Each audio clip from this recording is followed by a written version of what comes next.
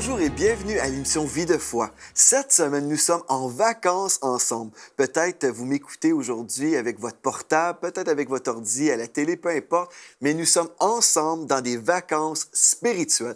Et oui, on peut être spirituel et être en vacances. Mais des fois, les gens s'imaginent, je vais être spirituel toute l'année, mais là, l'été, pendant mes vacances, c'est mon temps à moi et je vais mettre Jésus de côté et puis là, je vais penser à moi. Mais ne faites pas comme plusieurs chrétiens. Vous devriez plutôt inviter le Seigneur Jésus à vous accompagner tous les jours dans vos vacances. Hier, on a parlé que Dieu s'intéressait à vos vacances. Et c'est un concept souvent que les chrétiens ignorent. Les gens s'imaginent, ah bien, sûrement Dieu n'est pas vraiment intéressé par cet aspect de ma vie. Mais en fait, Dieu s'intéresse à vous à tous les niveaux, même pendant vos vacances. Et je vous ai partagé comment le Seigneur nous avait révélé, Mathilde et moi, comment il était préoccupé, même pendant notre lune de miel. Le Seigneur avait orchestré les choses de notre voyage et on a vu la bénédiction de Dieu. Et aussi, on a mentionné hier qu'on devrait être dans la foi pour vivre de belles vacances, parce que Dieu aime ça lorsque nous sommes dans la foi. Donc hier, on a passé du bon temps en établissant tout simplement que Dieu s'intéressait à nous, même pendant nos vacances. Et aujourd'hui, je vais vous donner des conseils pour savoir comment avoir des vacances bénies. Oui, la bénédiction de Dieu est disponible pour vous pendant vos vacances. Donc la première chose que vous devriez faire si vous voulez avoir un bon temps, en famille, un bon temps en vacances, invitez Jésus à vous accompagner en vacances. Comme Mathilde et moi, nous avons 2 filles et on peut penser, on part les 4 ensemble en vacances, mais en fait, on pense 5. On pense que Jésus est avec nous également. Et comme je vous ai partagé hier, il y a une fois où notre famille, on a prié ensemble avant d'aller à Walt Disney World. On était en Floride et on avait prié ensemble, on avait réclamé au Seigneur la faveur de Dieu et on avait même demandé au Seigneur de nous surprendre. Et cette journée-là, mes filles ont pu vivre quelque chose d'absolument spécial où la caissière dans le magasin à Walt Disney nous a donné plein de choses, plein d'items. Elle nous a donné des toutous de Mickey Mouse, Minnie Mouse et on a vu vraiment que le Seigneur avait entendu notre prière et Dieu était préoccupé par cette requête qu'on avait priée ensemble. Et puis voilà une chose très importante pour nous. Et on va dire, est-ce que c'est important? Oui, c'est important pour mes 2 filles de voir que le Seigneur entend, que le Seigneur exauce nos prières, que le Seigneur honore sa parole lorsqu'il nous dit qu'il nous favorise dans le bien-aimé. Aujourd'hui, j'aimerais vous inviter à inviter le Seigneur Jésus à se joindre à vous dans vos vacances. Prenons des vacances de notre routine, mais jamais de Jésus. Impliquez-le dans tout. Donc, on veut discerner des dangers maintenant, les dangers des vacances. On ne veut pas être négatif et vous culpabiliser parce que vous prenez des vacances. Non, mais je veux vous aider à comprendre que certainement, il y a des dangers lorsque vous partez en vacances. Ici, je ne parle pas nécessairement des dangers physiques parce que vous avez peur, par exemple, de vivre, de subir un accident. Non, non. Mais ici, je parle un danger spirituel parce que peut-être vous allez tenter d'abandonner vos bonnes habitudes. Ça, c'est un danger. Donc, ce que vous voulez faire, c'est de déterminer en partant, même avant de partir, vous allez déterminer que vous allez garder vos bonnes habitudes chrétiennes. Vous allez les garder vivantes tout au long de votre voyage, pendant vos vacances.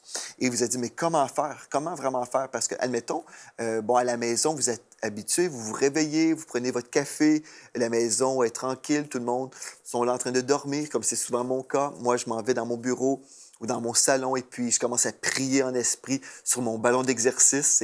C'est mon habitude et je prie pendant que les autres dorment.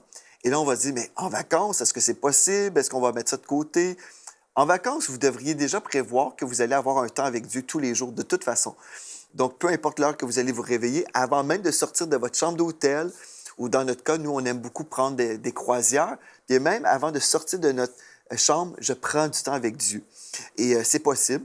Et même, ce que j'aime faire, c'est aller marcher sur la promenade du bateau et prier en esprit tout seul. Et je prends un café aussi, je passe dans une salle à manger, je me prends un café, puis je m'en vais marcher. Et c'est une chose que vous devriez prévoir. Vraiment, je m'en vais en vacances, oui, de ma routine. Je vais me reposer de ma routine, mais je ne me reposerai pas du Seigneur Jésus, parce que le Seigneur Jésus n'est pas un devoir, il est mon ami. Et vous avez besoin de vous entretenir spirituellement pendant vos vacances. Parce que quand on ne s'entretient pas, c'est là où il y a un danger spirituel. Donc, dans 1 Thessaloniciens 5 au verset 17, il est écrit « Priez sans cesse ». Priez sans cesse. On devrait avoir ce désir d'être en communion avec le Saint-Esprit tous les jours. Donc, je prie parfois, comme je vous dis, dans la salle de bain. Souvent, j'ai fait ça quand mon épouse dormait. Moi, je me retrouvais dans la salle de bain et c'était ma salle de prière. Vous savez, Dieu entend partout. On peut prier, comme j'ai déjà mentionné, dans un bateau, sur la promenade, par exemple. Vous pouvez prier en famille aussi. Quand tout le monde sont réveillés, admettons, récemment, mon épouse et moi et nos 2 filles, nous sommes allés en croisière aux Bermudes. Bon, on avait notre chambre à coucher et puis il y avait également la chambre de nos filles. Et puis on s'est retrouvés ensemble pour prier tous les matins avant de sortir de nos chambres. On a vraiment passé du temps dans la prière. Et puis, on a invité la présence du Saint-Esprit. On a demandé au Seigneur de nous accompagner toute la journée. Et c'est tellement important d'avoir ce temps de prière le matin.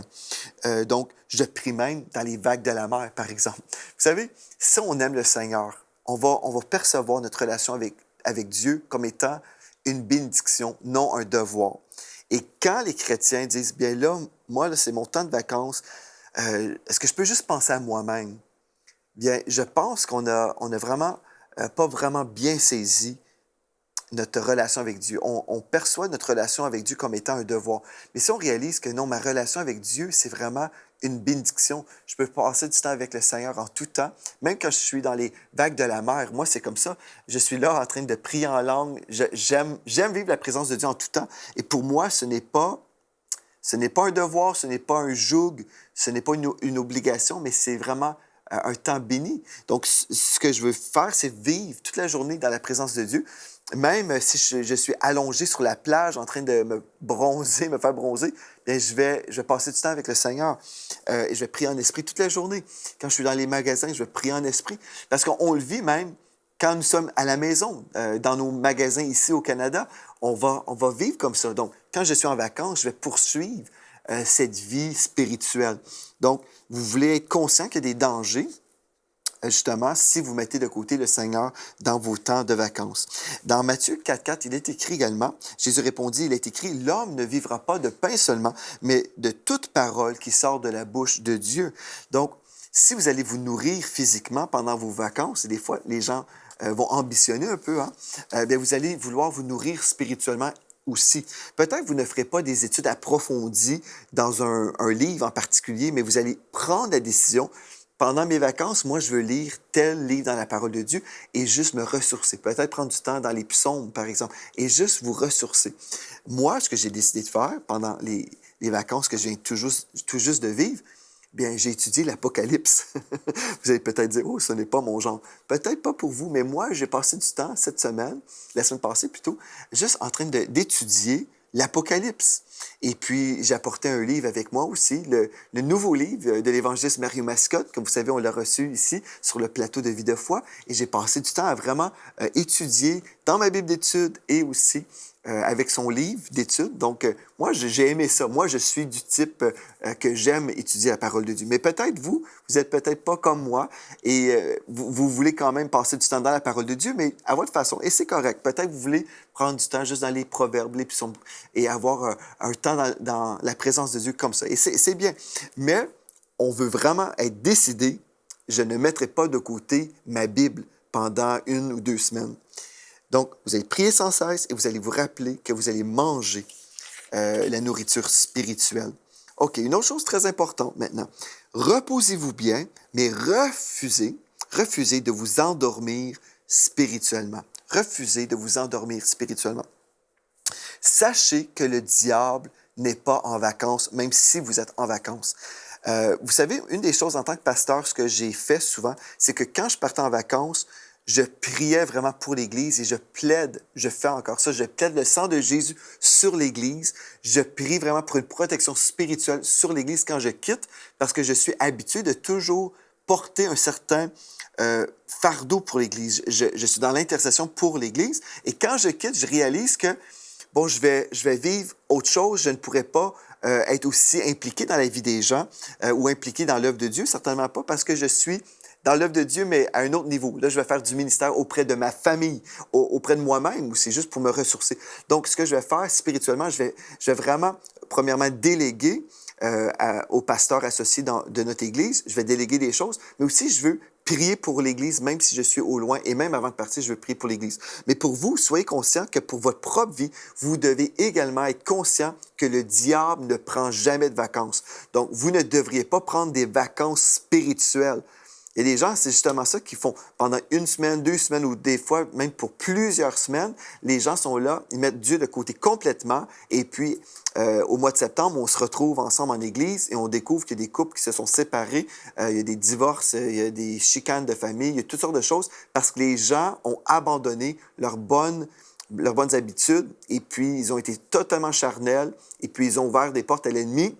Et puis finalement, ça a été un temps de destruction au lieu d'être un temps de restauration et de ressourcement. Donc, sachez que le diable n'est pas en vacances. 1 Pierre 5,8 nous dit « Soyez sobres, veillez.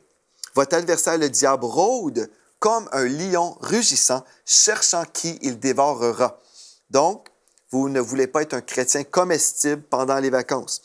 Souvent, les chrétiens mettent de côté leur discernement spirituel pendant les vacances. Ils se permettent de faire ce qu'ils ne font pas en temps normal, dans leur temps de vacances. Et c'est une réalité. Bon, les gens vont dire « Ah, je mérite bien là, de vivre certaines petites gâteries. Je mérite de vivre telle chose. Je mérite cette petite pause. » Et c'est bon de se reposer. Mais il y en a qui vont faire un peu d'abus au niveau de l'alcool. Ils vont se dire « Ah bien, je me suis contrôlé toute l'année. J'ai usé de sagesse toute l'année, mais là, c'est mon temps de vacances et puis là, bon, je me permets certaines gâteries et puis je prends une petite pause de mes habitudes habituelles, ben, mes habitudes typiques. Et puis là, ils vont faire un peu d'abus au niveau de l'alcool. D'autres vont peut-être dire, ah bien là, je vais me permettre de prendre une petite cigarette. Peut-être un petit peu de convoitise charnelle. Ou peut-être, en vacances, je vais être avec des amis, et peut-être je vais me permettre de parler comme je ne parle pas tout au long de l'année. Peut-être je vais avoir des conversations qui ne sont pas édifiantes. Peut-être je mets de côté certains principes que j'ai dans ma vie habituellement. Et là, puisque je suis détendu, j'ai comme laissé tomber certaines choses. Et puis là, je m'entretiens avec des frères et des sœurs ou des amis charnels. Et puis là, je commence à être charnel comme eux. Parce que, bon, je n'ai pas cette relation avec le Seigneur comme j'ai habituellement. Et là, je ne suis pas aussi sensible au Saint-Esprit. Je n'écoute pas la voix du Saint-Esprit. Peut-être j'ai pris trop d'alcool. Peut-être j'ai pris une cigarette. Et puis là, je suis vraiment charnel, pensant que, bien, ça fait partie de la vie, c'est normal. De temps en temps, on a besoin de décrocher. Non, ça, c'est un mensonge du diable. On ne décroche jamais du chemin de la vérité. On ne décroche jamais de nos principes spirituels. Non, jamais. Donc, si, admettons, vous êtes avec des amis, vous êtes en train de partager un barbecue, je ne sais pas trop, vous êtes en train d'avoir un bon temps, et là, vous réalisez que peut-être, OK, j'ai bu un verre de vin et puis c'est tout.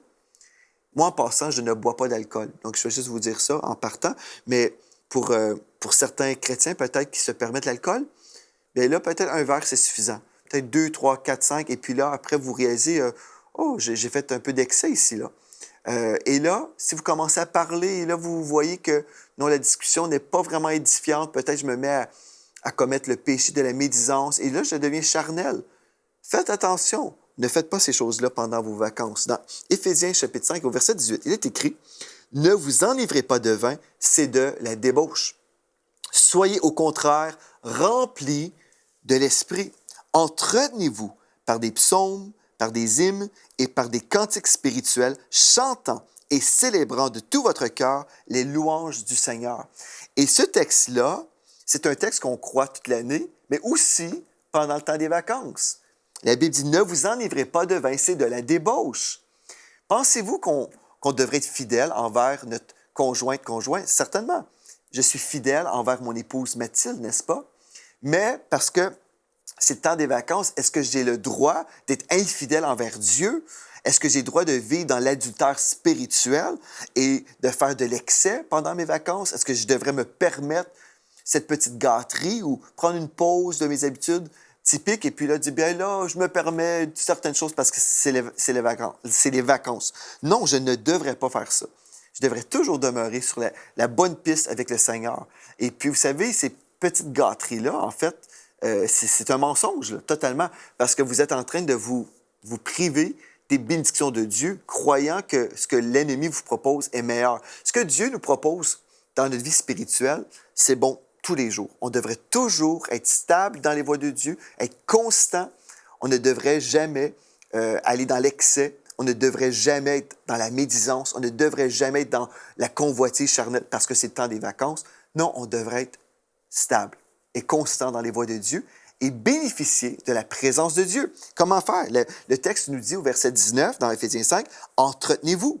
Entretenez-vous par des psaumes, par des hymnes et par des cantiques spirituels. » Vous savez, vous pouvez passer du temps même avec des amis autour d'un feu de camp, par exemple, et chanter des cantiques pour louer le Seigneur. Et Dieu a dit dans sa parole, « J'habite la louange de mon peuple. » Donc, comme vous êtes en train de louer le Seigneur, vous pouvez vraiment ressentir la présence de Dieu qui vient sur vous. Et vous dites, oui, mais c'est mes vacances. Oui, justement, dans vos temps de vacances, vous devriez vivre la présence de Dieu. C'est merveilleux. Chantant et célébrant de tout votre cœur les louanges du Seigneur. Amen. Gloire à Dieu. Et pendant vos vacances, si vous dites, OK, bien, je veux vraiment faire ce que vous dites, ce que la parole de Dieu dit ici, parfait, je vais faire ça. Mais vous savez, il y a des gens qui ont du mal à vivre des belles vacances. Savez-vous pourquoi? Parce qu'ils ont choisi la mauvaise destination.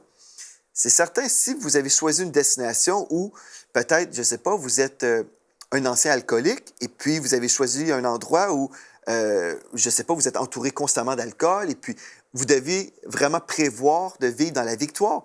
Donc peut-être vous ne devriez pas aller dans un endroit où vous pouvez chuter dans le péché, par exemple. Donc prévoyez à l'avance votre victoire. Il y a des gens aussi qui sont peut-être mal affermis dans les voies de Dieu et puis ils se permettent d'aller en vacances en famille dans un camp chrétien, mais anti-charismatique.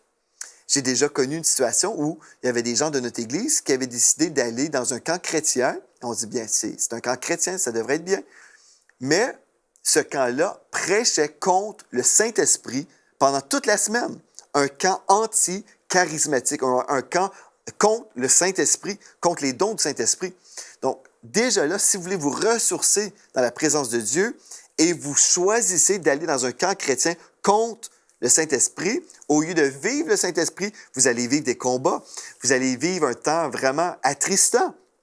Le Saint-Esprit va être attristé et peut-être vous allez même devenir confus et revenir de vos vacances totalement démolis. Peut-être vous allez avoir des problèmes dans votre famille. Là, vos enfants vont vous poser des questions. Votre épouse peut-être va être tout mélangée.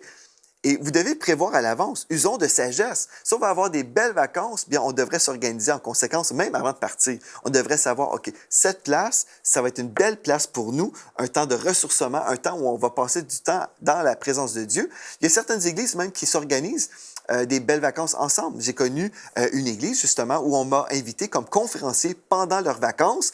Et puis, toute l'église était ensemble dans un lieu. Et puis, en fait, ils avaient loué un hôtel et puis ils avaient des conférences ensemble et puis ils étaient édifiés dans la foi, bâtis dans la foi. Et c'est possible aussi. Vous pouvez parfois sortir en église complètement.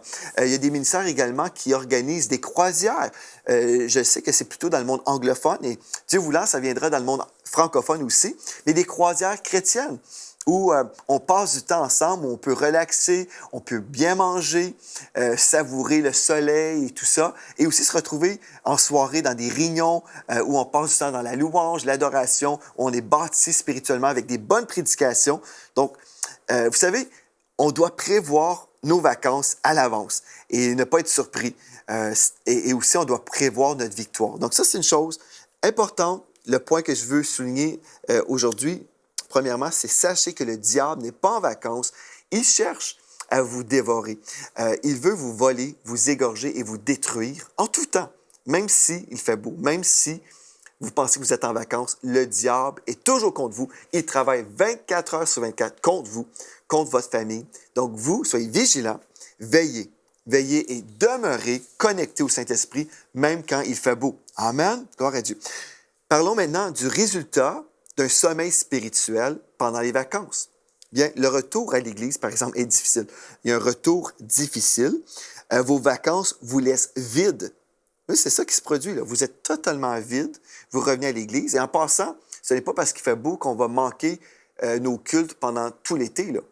On peut manquer peut-être un dimanche parce que nous sommes à l'extérieur, mais si vous êtes de retour à la maison, vous ne devriez pas prendre des vacances de votre église locale pendant 2 mois. Il y a des chrétiens qui font ça et je trouve ça scandaleux. Honnêtement, moi, j'ai été élevé chrétiennement, comme vous savez. J'ai été élevé dans une famille et je n'ai aucun souvenir où mes parents ont manqué un seul dimanche de toute ma vie, sauf pour le temps des vacances. Et même là, habituellement, mes parents allaient dans une église en visite pendant le temps des vacances parce que c'était juste notre façon de vivre. Pour nous, la vie chrétienne, c'est tous les jours et puis le dimanche, on va à l'église. Ceci fait partie de notre vie. Bon, je comprends qu'il y a certains voyages qui nous permettent pas d'aller dans une église parce que nous sommes éloignés. Par exemple, je viens de revenir d'un voyage aux Bermudes où mon épouse et moi et nos filles, nous étions dans un bateau de croisière et on était sur l'eau. On ne pouvait pas aller à l'église. Bon, il y a des exceptions, mais une chose très importante, on ne devrait pas prévoir 2 mois d'absence de notre église locale. Si vous faites ça, je me demande même si vous êtes vraiment né de nouveau.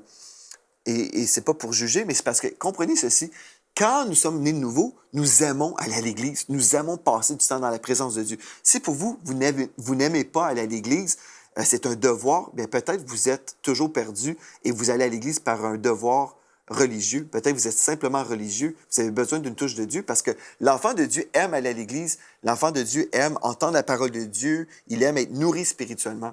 Donc peut-être vous allez manquer 1 semaine ou 2, mais ne prévoyez pas 1 semaine d'absence de votre Église locale. Vos vacances vous laissent vides, ça c'est une réalité si vous êtes charnel. Vous allez revenir totalement vide. Et là, vous avez besoin de quelque chose pour vous remplir. Souvent, c'est le cas. C'est pour ça, des fois, qu'il y a certains chrétiens qui vont même prendre une petite cigarette pendant leurs vacances parce qu'ils se disent « Ah, bien là, j'ai besoin de quelque chose. » Et puis, vous savez, la fumée de la cigarette, c'est une imitation. Parce que quand nous sommes remplis du Saint-Esprit, nous n'avons pas besoin d'une petite cigarette pour nous remplir le corps. Parce que nous sommes remplis du Saint-Esprit. Et si vous ressentez, en revenant de vacances, par exemple, vous ressentez, je me sens vide, j'ai besoin de quelque chose. Peut-être vous dites, j'ai besoin de vivre une nouvelle saison. Il y a plusieurs chrétiens que j'ai remarqués. Là. Je suis pasteur depuis 2003. Ça fait plusieurs années que je suis pasteur et j'ai été élevé chrétiennement. Donc, j'ai vécu toute ma vie dans l'Église et j'ai remarqué souvent, au mois de septembre, les gens disent « J'ai besoin de vivre une nouvelle saison ». Et il y a plusieurs chrétiens qui provoquent une nouvelle saison. Et ce n'est pas une saison provoquée par le Saint-Esprit, mais c'est une nouvelle saison qui est démarrée par un discernement charnel. Les gens disent « je me sens vide, je me sens que j'ai besoin de vivre quelque chose ». Certainement, vous avez besoin de vivre quelque chose, vous avez besoin de vivre la présence de Dieu. Et si vous êtes déconnecté depuis des semaines parce que vous êtes en vacances, bien, vous n'avez pas besoin de changer d'Église au mois de septembre, vous avez besoin de vous connecter au Saint-Esprit. En fait, vous devriez savoir, et nous les pasteurs, plusieurs pasteurs peut-être, nous sommes au courant, mais au mois de septembre, c'est le mois où il y a beaucoup de changements d'Église. C'est le mois où les gens changent d'Église en général. Oui, vous allez dire, est-ce que c'est possible qu'au mois de septembre, que le Saint-Esprit dirige tous ces chrétiens à entrer dans une nouvelle saison? Parce que c'est le mois de septembre? En fait, c'est que plusieurs chrétiens ont été totalement déconnectés et puis là, ils sont insatisfaits spirituellement, ils se sentent vides. Ils disent, j'ai besoin de vivre quelque chose de nouveau, donc j'ai besoin de changer d'église. Et c'est souvent le cas. Non, vous n'avez pas besoin de changer de lieu géographique ou d'église, vous avez besoin de changer votre cœur. Vous avez besoin de revenir au Seigneur vraiment. Vous avez besoin d'être imprégné de la présence de Dieu tous les jours. Il y a tellement de chrétiens qui changent d'église pour rien. Et puis là, ils changent d'église et puis là, ils disent « oui, là, je ressens quelque chose de nouveau. » C'est normal parce que nous sommes humains et nous ressentons des choses différentes. Là, on a l'impression de vivre une nouvelle saison parce que là, on découvre une nouvelle équipe de louanges, on découvre des nouvelles prédications parce que là, on a un nouveau pasteur. Et oui, humainement, les choses sont nouvelles, sont différentes. Mais en fait, si le Saint-Esprit ne nous a pas donné un mandat de changer d'Église, bien, nous sommes dans une nouvelle saison qu'on a créée pour nous-mêmes et nous sommes à côté de la piste. Vous savez, Dieu a établi un pasteur sur notre vie, habituellement, et on ne devrait pas changer de pasteur comme on change de Bermuda, par exemple. On ne devrait pas changer de pasteur constamment dans notre vie. On devrait être stable et dans les voies de Dieu. Et ça, c'est un des dangers de vos vacances. C'est d'être charnel et d'être dirigé charnellement. Mais les enfants de Dieu devraient être dirigés par le Saint-Esprit. Et oui, il y a des moments où on devrait changer d'église parce que peut-être le pasteur a commencé à prêcher des faussetés. Peut-être l'Église est totalement morte et renie la présence du Saint-Esprit. Il y a des bonnes raisons parfois où on devrait changer d'Église, mais des fois même l'Église va très très mal, mais nous sommes appelés de Dieu comme piliers dans cette maison et Dieu nous appelle à prier pour que les choses changent. Donc, ce n'est pas parce que les choses vont mal dans une Église pendant un temps qu'on devrait forcément quitter l'Église. On doit être sensible à la voix du Saint-Esprit, parce que souvent, la chose qui va mal va disparaître. Et Dieu nous appelle à être fidèles, constants, prier. Et là, Dieu transforme les choses terribles, les choses qui vont mal. Dieu change ces choses-là et finalement, nous voyons la main de Dieu, la bénédiction de Dieu. Amen. OK. Donc, 2 questions s'imposent par rapport à cette vie charnelle l'été où les gens changent d'église au mois de septembre. Est-ce que le Saint-Esprit parle à tout le monde en même temps concernant cette nouvelle saison? Et l'autre question, est-ce que vous avez vraiment besoin d'un changement géographique ou un changement de cœur? Donc, je vous soumets ces 2 questions-là. Priez et laissez le Saint-Esprit vous parler. Et dans le psaume 37 au verset 4, il y a un texte ici que j'aimerais vous lire. La Bible nous dit « Fais de l'Éternel tes délices et il te donnera ce que ton cœur désire. » Fais de l'Éternel tes délices. Ceci veut dire, ma vie chrétienne avec le Seigneur devrait vraiment être un temps béni. Ça devrait être un temps où je passe vraiment un moment béni dans la présence de Dieu, où je ressens la présence de Dieu et le Seigneur est mon délice dans la vie. Si le Seigneur est mon délice dans la vie, je ne voudrais jamais prendre une pause du Seigneur Jésus. Parce que vraiment, le Seigneur est mon délice. C'est comme quand je suis marié avec mon épouse, je ne veux pas prendre une pause de mon épouse et dire « Chérie, je te vois toute l'année, mais là, je m'en vais en vacances tout seul. » En passant, un homme et une femme mariés, un couple chrétien, un couple ne devrait pas partir en vacances séparément. On devrait être ensemble. Nous sommes un couple ensemble et on devrait passer du temps en famille. Donc, on ne prend pas une pause de notre épouse ou de notre époux. On ne devrait pas prendre une pause du Seigneur Jésus. Mais non, on devrait comprendre, on va être réveillé tout au long de nos vacances et on ne deviendra pas charnel pendant nos vacances, mais on va demeurer spirituel. Et en fait, ce qu'on va faire, on va même avancer spirituellement pendant nos vacances parce qu'on va donner plus de temps au Seigneur et on va vivre encore plus sa présence et on va vraiment être encore plus béni. C'est possible pour vous. Donc, demain, on va poursuivre encore en parlant des vacances bénies. Je vais continuer à vous donner d'autres conseils et vous irez de gloire en gloire dans les vagues de la mer et dans les vagues du Saint-Esprit. Donc, d'ici à demain, soyez richement bénis.